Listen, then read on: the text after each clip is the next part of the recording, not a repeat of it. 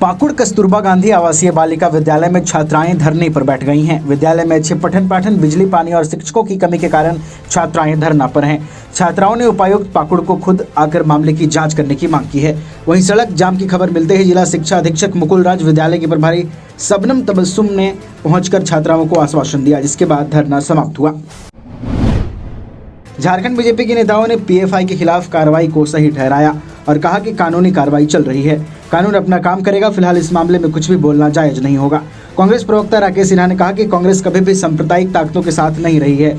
ऐसे संगठन जो समाज को तोड़ने की कोशिश करें, उस पर जरूर कार्रवाई होनी चाहिए। वहीं जेएमएम प्रवक्ता मनोज पांडे ने कहा, केंद्र सरकार ने अगर पीएफआई को बैन करने का आदेश दिया है तो यह स्वागत योग्य है, लेकिन इस फैसले पर सवाल उठाते हुए भी कहा कि केंद्र सरकार की नीयत पर विश्वास नहीं होता। मुख्यमंत्री हेमंत सोरेन ने जेपीएससी की नवनियुक्त अध्यक्ष मेरी नीलिमा किरकिट्टा से शिष्टाचार मुलाकात की। उन्होंने मुख्यमंत्री को आयोग द्वारा ली जाने वाली विभिन्न प्रतियोगिता परीक्षाओं के आयोजन की चल रही तैयारियों से अवगत कराया। मुख्यमंत्री ने कहा कि रिक्त पदों पर नियुक्ति सरकार की सर्वोच्च प्राथमिकता है। आयोग पूरी पारदर्शिता के साथ विभिन्न पदों के लिए ली जाने वाली परीक्षाओं की प्रक्रिया को ससमय पूरा करे। रांची में भगत सिंह के जयंती पर All India Democratic Students Organisation ने प्रदर्शन किया। राष्ट्रीय शिक्षा नीति 2020 को रद्द करने की मांग को लेकर राजभवन के समक्ष विशाल छात्र प्रदर्शन किया गया। अखिल भारतीय कमेटी के आह्वान पर नई राष्ट्रीय शिक्षा नीति 2020 के खिलाफ 1 मई से 28 सितंबर तक 1 करोड़ हस्ताक्षर अभियान चलाया गया। झारखंड के लाखों छात्रों के हस्ताक्षर के साथ बड़ी संख्या में छात्र छात्राएं राजभवन के समक्ष पहुंची थी। उन्होंने कहा कि अगर इस नीति को अविलंब वापस नहीं लिया गया तो AISDO सड़क पर उतरकर बड़ा छात्र आंदोलन करेगी।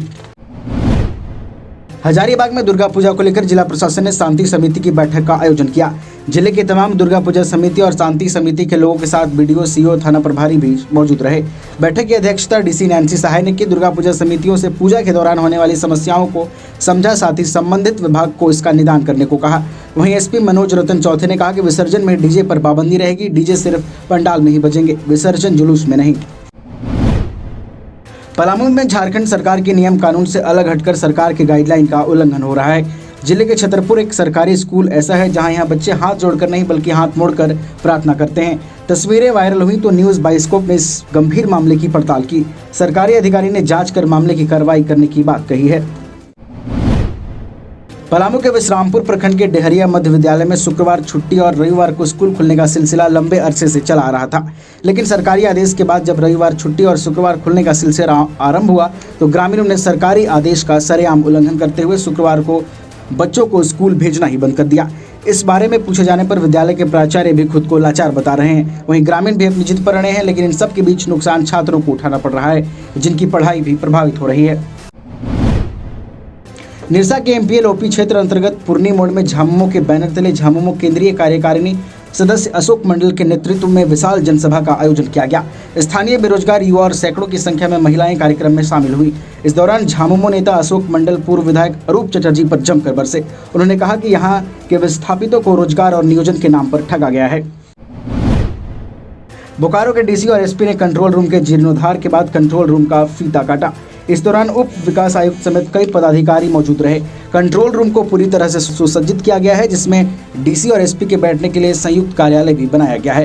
कंट्रोल रूम में तैनात DSP और अपर समाहर्ता के लिए कार्यालय कक्ष का निर्माण कराया गया है, ताकि विधि व्यवस्था संधारण के समय अधिकारी बैठकर ठीक से जिले भर की मॉनिटरिंग कर सके। कंट्रोल रूम में सोशल मीडिया के मॉनिटरिंग के लिए भी व्यवस्था की गई है।